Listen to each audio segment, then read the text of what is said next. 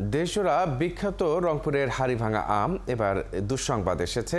গেল কিছুদিনের মধ্যে তীব্র তাপপ্রবাহে মুকুলের গোড়া শুকিয়ে গুটি আম ঝরে যাচ্ছে। পানি ঢেলে আর নানা রকম ওষুধ দিয়েও আম রক্ষা করতে পারছেন না চাষিরা। এ কারণে হাড়িভাঙা চাষে লোকসানের আশঙ্কা করছেন ব্যবসায়ীরা। সব আইজিদ আহমেদের প্রতিবেদন। ধানি জমি, বাড়ির উঠান কিংবা জমির আইলে থাকা ছোট বড় এমন লাখো গাছে ঝুলছে অজস্র মানুষের স্বপ্ন। সেই স্বপ্নে এবার আঘাত হেনেছে অসময়ের শিলাবৃষ্টি আর চলমান তাপপ্রবাহ।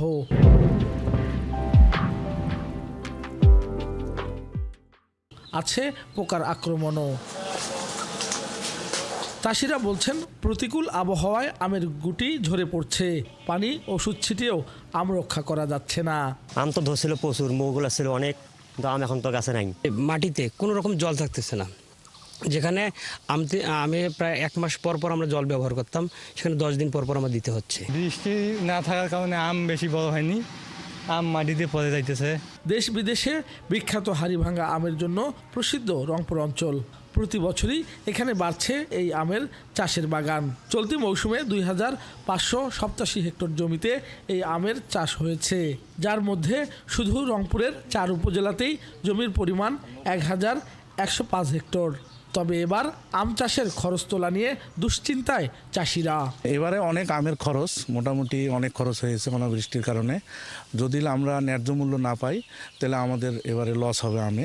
লাভ তো হবে না, কারণ আম অনেক গাছে আম নাই, আবার যে 2-3টা আছে সেটা হয়তো ট্রিটমেন্টের কারণে আছে।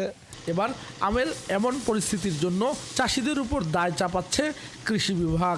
তবে দায় জারি হোক, আমের এই দুরবস্থা রংপুর অঞ্চলের অর্থনীতিতে বিরূপ প্রভাব ফেলবে বলছেন অর্থনীতিবিদরা।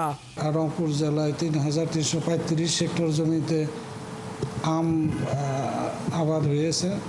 এর মধ্যে হাড়িভাঙা আম হলো 1905 হেক্টর জমিতে। আমরা প্রত্যাশা করছি যে এবছর রংপুর জেলা থেকে প্রায় 45,000 মেট্রিক টন আম উৎপাদন হবে। উৎপাদন কম হওয়ার কারণে এটা যেহেতু আমাদের সাপ্লাই কম হবে, সুতরাং আমরা দেশের চাহিদা মিটিয়ে আমরা বাইরে যদি রপ্তানি করতে চাই তাহলে আমরা সেভাবে রপ্তানি করতে পারবো না। সম্প্রতি হাড়িভাঙা আম জিআই পণ্যের স্বীকৃতি পেলেও এই অর্জন ধরে রাখা এবং বছর বছর ভালো ফলন রক্ষা করা বড় চ্যালেঞ্জ হয়ে দাঁড়িয়েছে। শাহ আইজিদ আহমেদ, 71, রংপুর।